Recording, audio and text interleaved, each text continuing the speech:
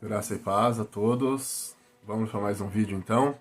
Esse vídeo, irmãos, é sobre um assunto muito polêmico e eu estou repassando ele do canal Interessante, né? Tem um canal com esse nome. Eu sou membro desse canal, inclusive, sempre vejo as postagens desse irmão. E eu gosto muito, assim, de muitas postagens desse irmão. Algumas passagens eu realmente discordo um pouquinho, acredito eu que seja devido ao ministério dele, mas enfim, eu tenho um compromisso com a verdade da palavra de Deus. E eu analisando todo esse vídeo, todo o ensinamento, eu acredito que ele consegue passar de uma forma muito clara o que realmente é o dízimo, devemos ou não dar o dízimo, como a gente pode estar ajudando nossa igreja, nosso ministério, que realmente precisa de uma contribuição financeira. Então, para quem tem dúvidas quanto a esse tipo de assunto, quanto a esse assunto específico, eu peço para que preste bem atenção nesse vídeo que vai vir a seguir.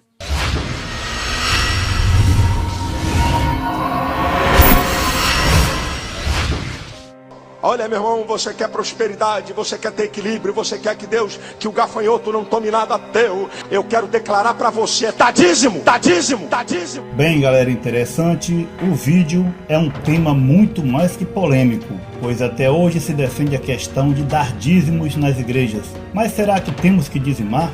Veremos agora. Todos prontos? Mas primeiro vai um salve aí para Fernanda Santos, também para Jonas Olivato, Edvan Ribeiro, e também um salve vai para todos os que estão inscritos no nosso canal. Muito obrigado, galera. Dízimo, a melhor explicação. Funcionava assim. Existiam 12 tribos em Israel, que são os 12 filhos de Jacó. Os historiadores dizem que eram 13 tribos, porque tinha os 2 filhos de José, Efraim e Manassés, mas o certo é contar não os filhos, mas sim o pai. Depois que Moisés tirou o povo da servidão e levou para o deserto, o Senhor deu várias leis para serem cumpridas, e uma delas era que a tribo de Levi tomasse conta do sacerdócio e das coisas sagradas. Não poderiam trabalhar, então foi ordenado que seus irmãos, ou seja, as 11 tribos que podiam trabalhar, dessem a 10ª parte dos seus animais e plantação, para que os levitas, que são os sacerdotes, pudessem se alimentar. Não só eles, mas também as viúvas, os órfãos, que existiam muito naquela época por causa da guerra. Também serviria para alimentar os necessitados e os estrangeiros. Vejamos o que diz em Deuteronômio capítulo 26, versículo 12. Quando tiverem separado o dízimo de tudo quando produzirem, no 3º ano, o ano do dízimo, entregue-no ao levita, ao estrangeiro, ao órfão e à viúva, para que possam comer até saciar-se nas cidades de vocês.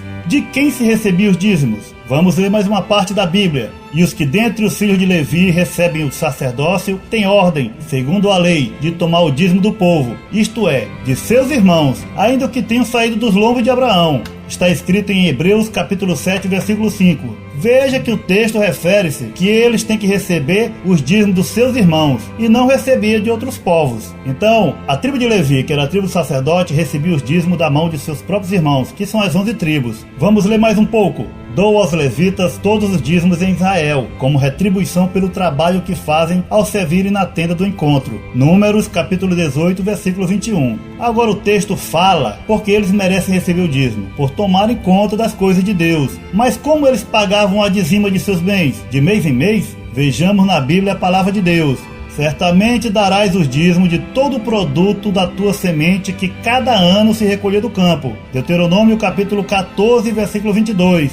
Aqui disse claramente que não é mensal, e sim anual. Eles entregavam a dizima de ano em ano na época da colheita. Também estamos vendo que aqui nunca se falou em dinheiro, e sim em animais e plantações. Mas se ainda não ficou claro, vamos ler mais um pouco. Em Deuteronômio capítulo 14, no verso 24 para frente, fala o seguinte: mas se o caminho te for tão comprido que não possas levar o dízimo, por estar longe de ti o lugar que o Senhor teu Deus escolher para ali pôr o seu nome, quando o Senhor teu Deus te tiver abençoado, então vende-os, ata o dinheiro na tua mão e vai ao lugar que o Senhor teu Deus escolher. E aquele dinheiro darás por tudo que desejares, por bois, por ovelhas, por vinho, por bebida forte, por tudo que pedir a tua alma. Comerás ali perante o Senhor teu Deus e te regozijarás tu e tua casa. Amados, aqui não fica nenhuma dúvida que o dízimo não é dinheiro. Vamos explicar um pouco. Aqui o texto está falando de Deuteronômio 14, do versículo 24 ao 26, está falando o seguinte: naquela época, se por acaso o tempo onde a pessoa fosse dizimar seu gado, suas ovelhas, suas plantações, etc., se a igreja fosse muito longe, a pessoa venderia o dízimo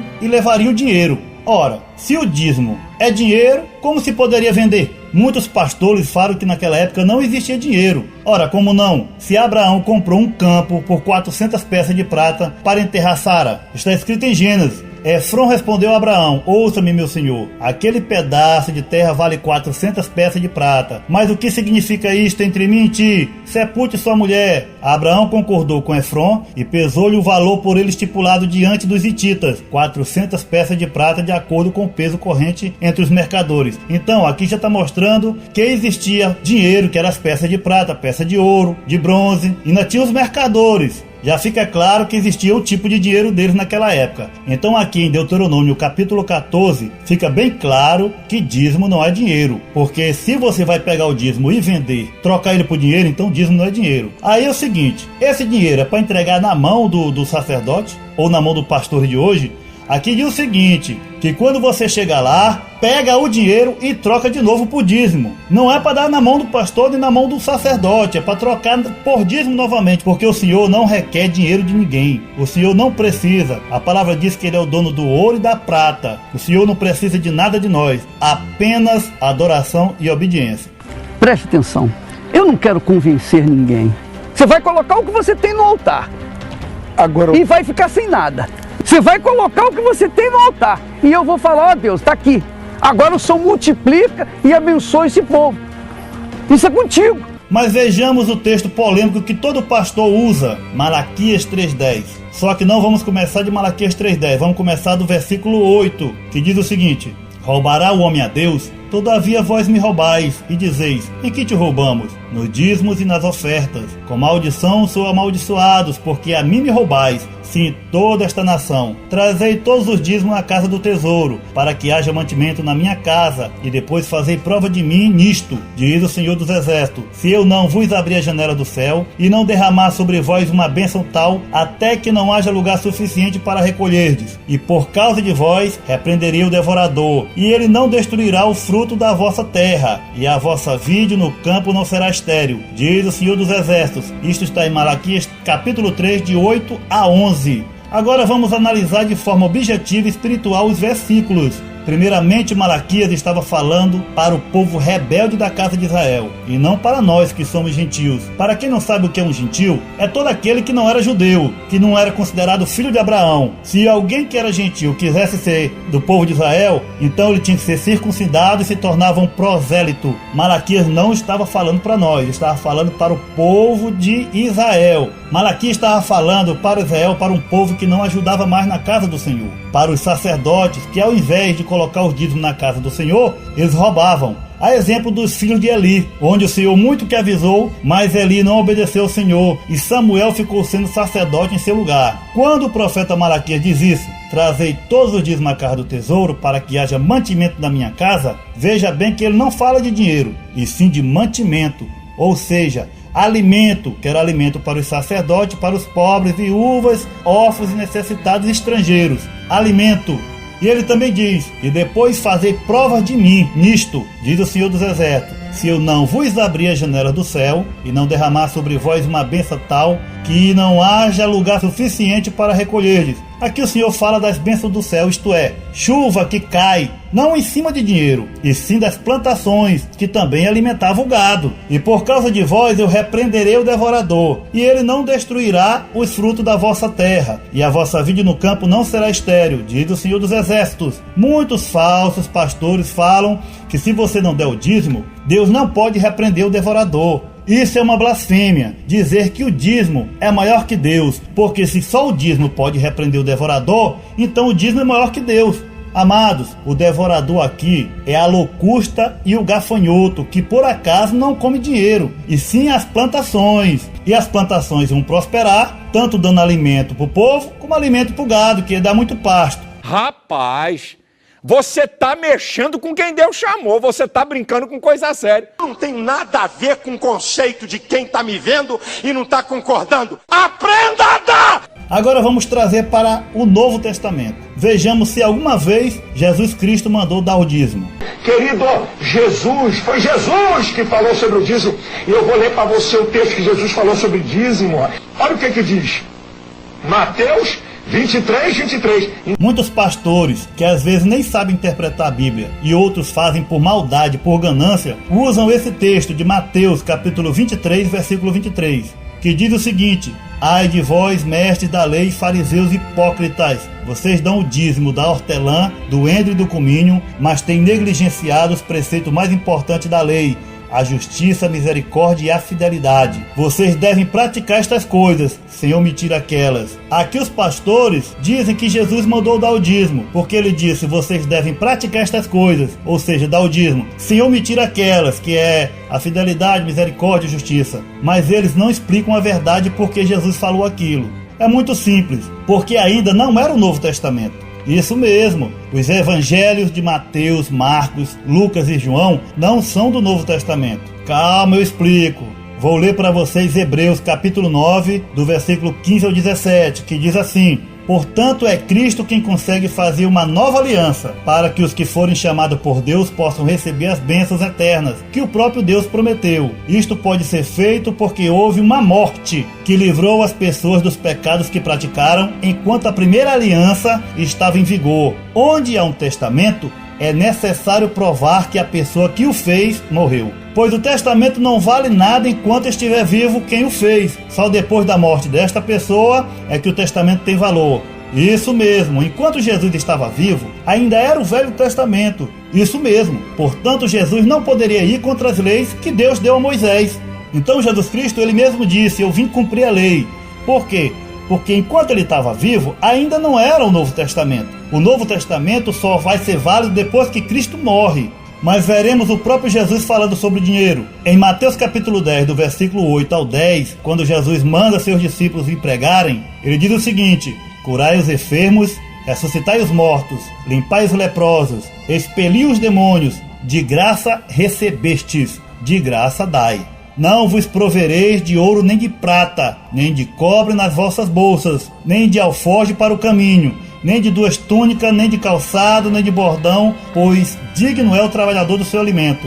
Aqui é o próprio Jesus falando, de graça recebestes, de graça dai. Não devemos receber nada por pregar a palavra de Deus. Não devemos ganhar dinheiro, nem cachê altíssimo para ir a palestras, reuniões e teologias, e até mesmo cantar. O Senhor mesmo disse, a palavra de Deus é dele. Como poderemos vender o que não é nosso? Lembrem-se de Naamã, que ficou bom da lepra e quis pagar Eliseu. E Eliseu não recebeu nada, porque quem curou foi Deus. O seu empregado Geazi foi receber e acabou pegando a lepra de Naamã, porque o próprio profeta Eliseu sabia que não poderia receber nada pelas curas e milagres que Deus fazia através dele. Amados, é muito perigoso você receber alguma coisa, algum donativo, algum dinheiro, algum cachê, por você ter feito alguma coisa que Deus te mandou. Devemos fazer por amor a Ele, de graça, gratuitamente, por amor a Cristo, por amor à sua palavra. Meu Deus, eu quero dinheiro. Dinheiro, eu quero muito dinheiro. Um envelope especial, você vai oferecer um aluguel seu. Um aluguel. Você paga aluguel? Vai ser a sua semente para que você tenha uma casa. É isso mesmo, tudo ou nada. Pai, põe tudo lá. Então ele vai ser abençoado. Quem embarcar nessa é abençoado. É abençoado. Muitos de vocês já foram testemunhas. Várias vezes eu falei, meu Deus, ou o Senhor abençoa este povo, ou o Senhor faz mudar a vida deste povo, ou então me mata. Droga!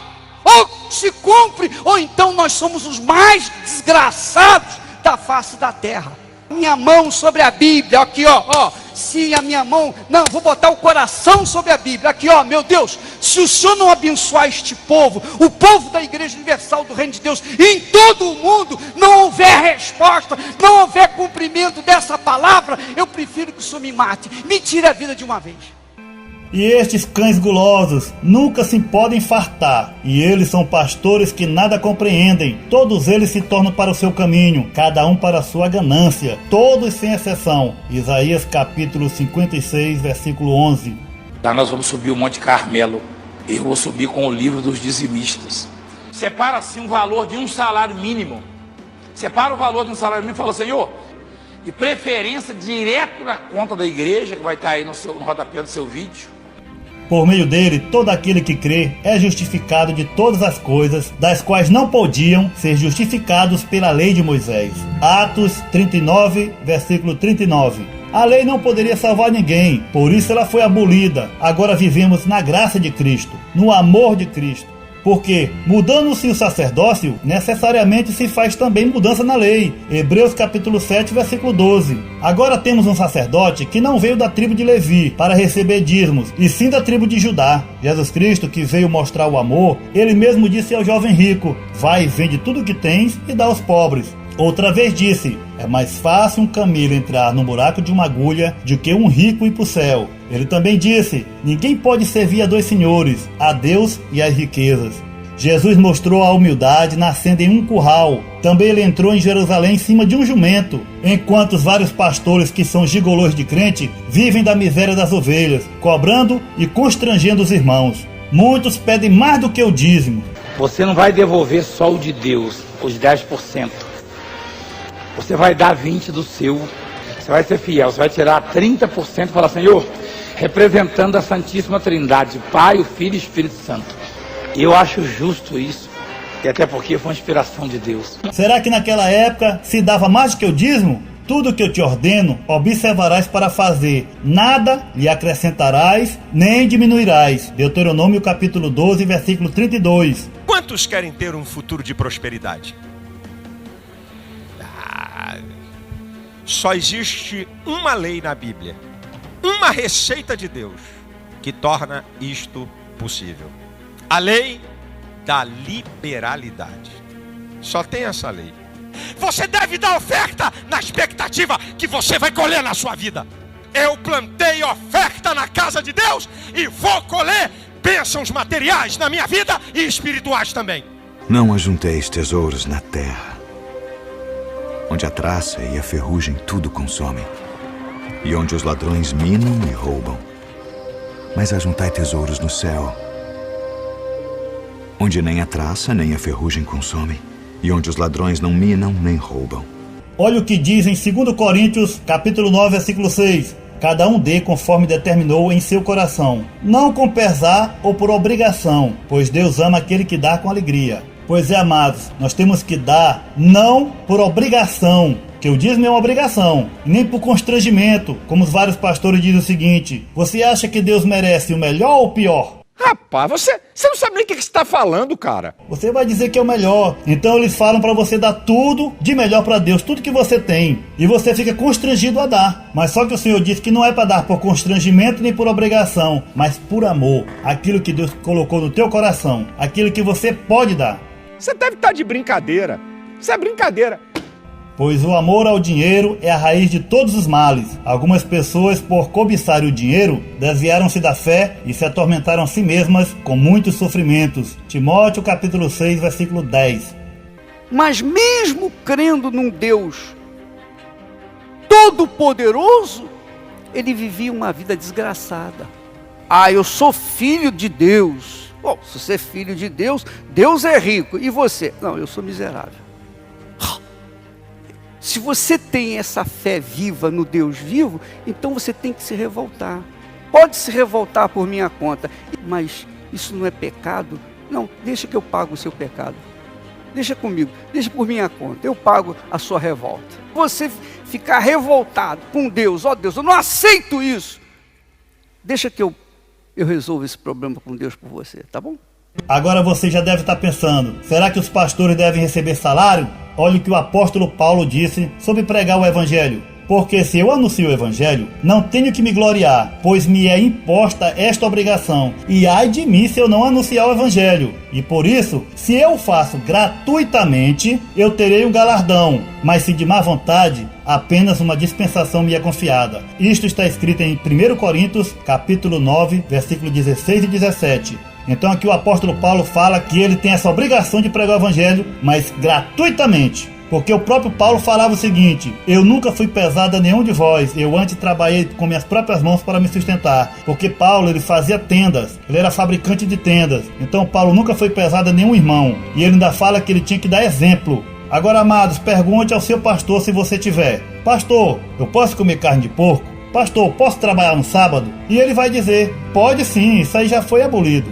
Aí você pergunta para ele: e o dízimo não foi abolido, que é da mesma lei? Mas alguns adventistas podem dizer que eles não comem carne de porco nem trabalham no sábado, porque ainda vivem na lei de Moisés, assim como muitos dos judeus de hoje. Mas isso é uma outra história. Mas eu vou dar aqui só um exemplo. Já pensou se todo mundo fossem da adventista de sétimo dia e ninguém trabalhasse no sábado? Quantas pessoas não morreriam? Iriam para os médicos, iriam para os enfermeiros, os policiais. Já pensou na bagunça? Não teria água nem energia, pois os operários no sábado iam parar de trabalhar, não tinham ambulância. É só pensar um pouco. Será que Deus quer isso mesmo? Não teria água nem energia, pois os operários iam parar de trabalhar no sábado. Então ia ficar tudo na escuridão. Você vê que o adventista não quer trabalhar no sábado, mas quando ele chega em casa à noite, ele quer acender a luz. Então ele vive pelo pecado dos outros, porque tem gente trabalhando no sábado, para poder aquela energia estar ligando ali. Ele quer viver pelo pecado do outro. Então, amado, será que Deus quer isso mesmo?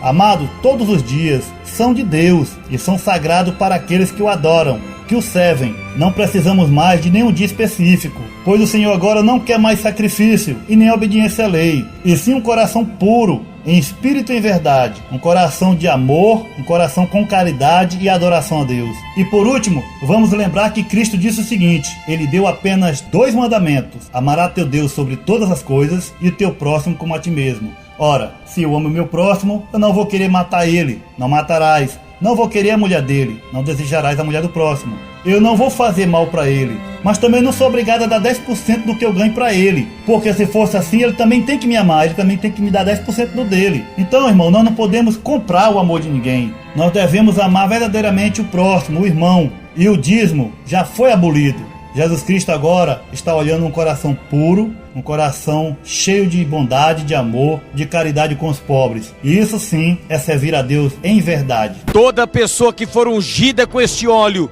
ele vai receber o dom de adquirir riquezas. Se eu estou ensinando uma coisa para vocês, eu tenho que ter na minha vida o exemplo do que eu estou ensinando. Meu dinheirinho. Tem que dar. Você tem que dar. Eu vejo um anjo aqui com a espada de fogo na mão. E ele vai cortar uma meia dúzia de cabeça aqui, para quem não dá oferta. O cristão não é reconhecido ou conhecido por aquilo que recebe. O cristão é conhecido por aquilo que ele doa. Essa é a minha fé.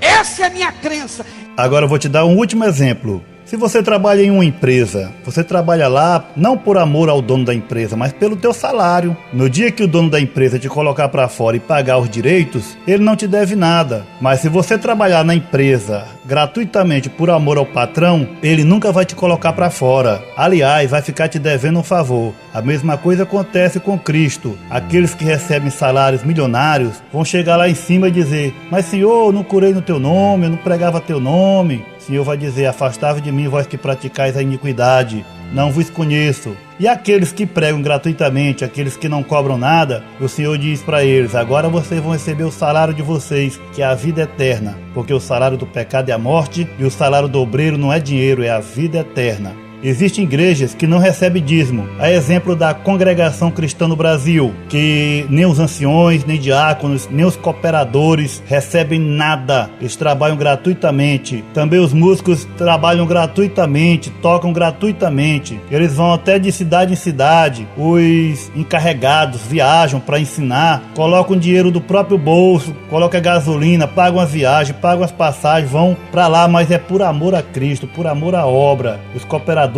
também pregam a palavra de Deus, fazem visitas, os anciões fazem batismo, tudo isso aí por amor à obra de Deus, não por salário, porque todos eles trabalham para viver, e é assim que deve ser, amados. E eu prefiro a morte do que aceitar viver uma vida crendo num Deus grande e viver uma vida como se estivesse crendo no diabo. Então espero que todos tenham entendido. Eu vou ficando por aqui. Volto no próximo vídeo. Valeu! Valeu!